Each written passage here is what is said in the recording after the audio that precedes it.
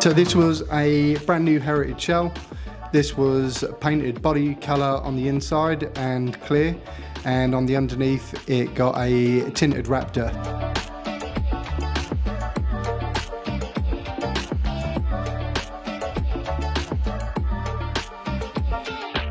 All the seams were protected from the elements with seam sealer to prolong the life of the shell.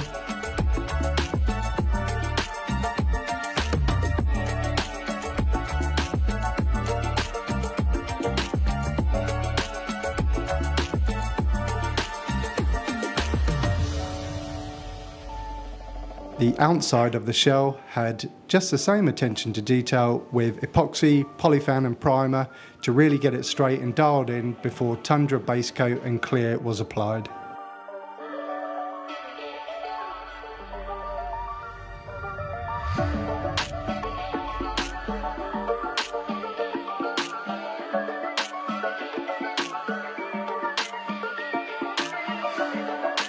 Sometimes the biggest challenge that we have is not actually in building the seats. It's sometimes about the materials. We want to try and keep everything looking new but still authentic to the original designs. The seats in the MGB GT are actually quite typical of the time, and they're very simple in design.